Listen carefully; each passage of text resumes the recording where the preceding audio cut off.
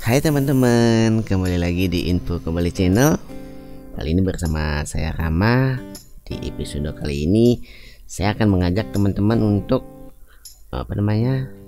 mengetahui dan mengenal salah satu monumen yang ada di Bali, yaitu tepatnya berada di Renon dan Pasar, yang bernama Monumen Bajra Sandi. Nah, sebelum kita lanjut pembahasannya, bagi teman-teman yang menyukai channel ini, jangan lupa memberikan dukungan dengan cara subscribe, klik tombol merah di bawah, kemudian di like, komen, dan share ke teman-teman kalian semua.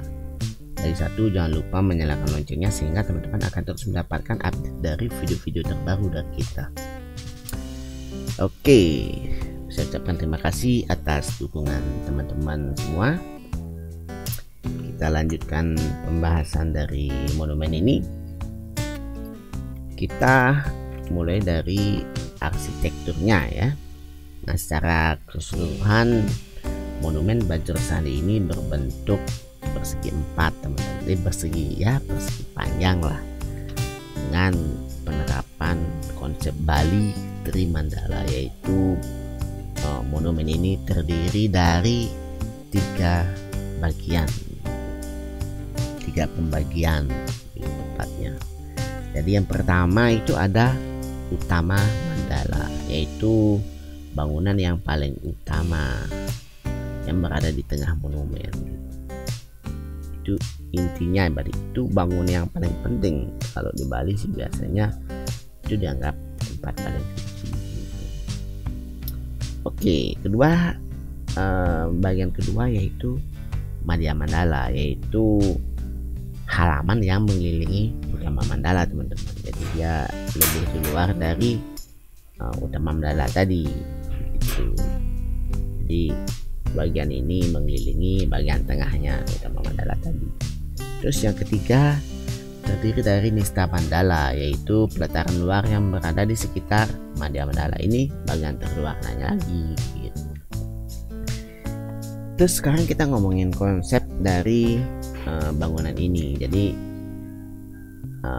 bangunan ini dibangun dengan konsep memakai simbol hari kemerdekaan, tanggal kemerdekaan negara Republik Indonesia, yaitu 17 Agustus 1945. Oke, bagaimanakah penerapannya? Oke, saat kita memasuki kawasan monumen ini, kita akan menaiki anak tangga yang jumlahnya 17 yang berada di pintu utama.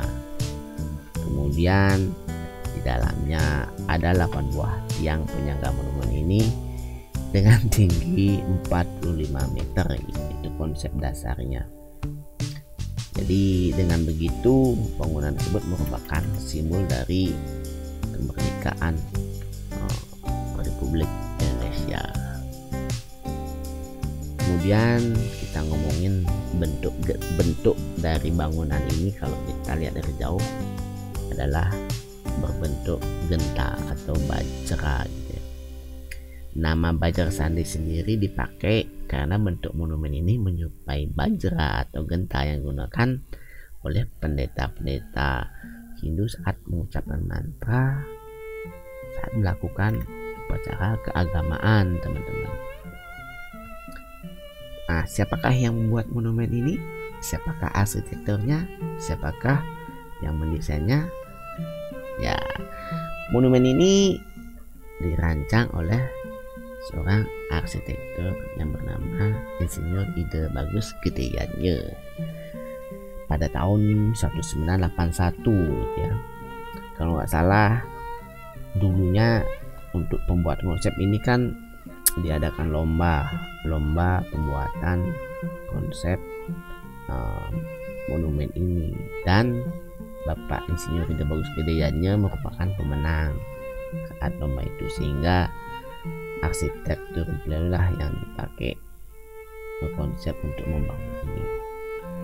Itu pada tahun 81, dan bangunan ini, monumen ini mulai dibangun pada tahun 1987 atas prakarsa mantan Gubernur Bali, yaitu Ide Bagus Mantra gitu. Nah, pembangunan monumen ini memakan waktu cukup lama ya, karena sempat terhenti juga pembangunannya waktu itu ya, masih saya kecil ya, saya ingat saya dulu itu pembangunan ini memakan waktu hampir 16 tahun ya, yang akhirnya bisa juga selesai dan diresmikan pada 14 Juni 2003 oleh Presiden Megawati Soekarno Putri gitu. Jadi ya cukup panjang juga perjalanannya.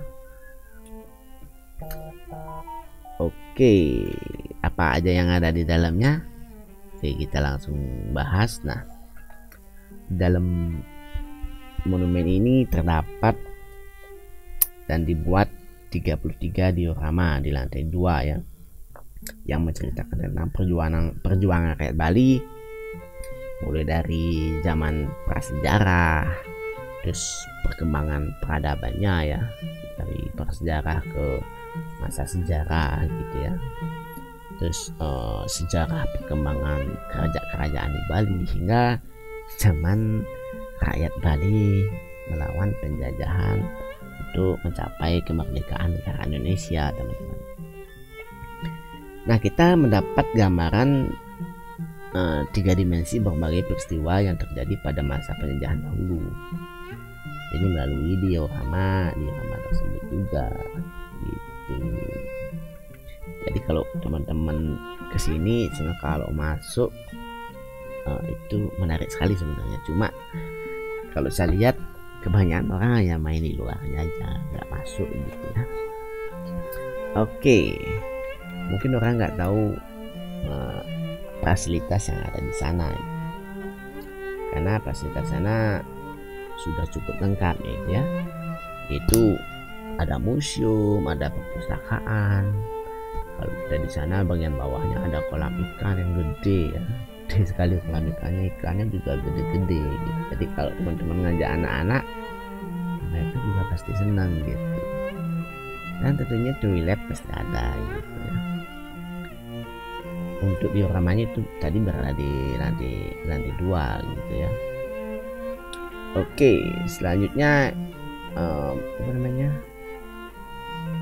kalau kita naik ke lantai 3 gitu ya, kita dapat melihat pemandangan Kota Denpasar dari sudut 360 derajat. Jadi kita bisa lihat ke timur, ke barat, ke utara, dan ke selatan untuk pemandangan Kota Denpasar, teman-teman.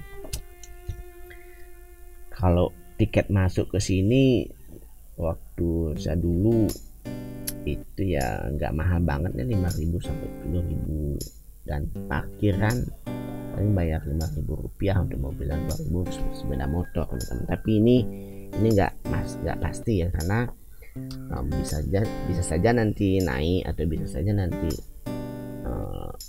berubah harganya seiring perkembangan gitu. Begitu teman-teman. Nah, saya lupa teman-teman bahwa monumen ini dibangun di atas lapangan, teman-teman. Jadi di sekelilingnya itu lapangan dengan pepohonan yang rimbun.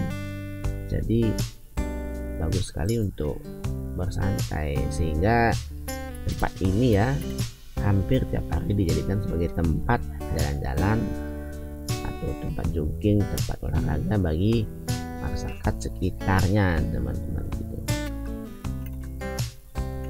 Oke, demikian sedikit penjelasan kita mengenai Monumen Batu Sari ini. Semoga bisa menjadi sedikit pandangan untuk visual luarnya, bisa teman-teman lihat pada video. Semoga bisa sedikit menambah wawasan, dan terima kasih sudah menonton video ini sampai selesai. Oke, sampai jumpa di video kita selanjutnya. Bye bye.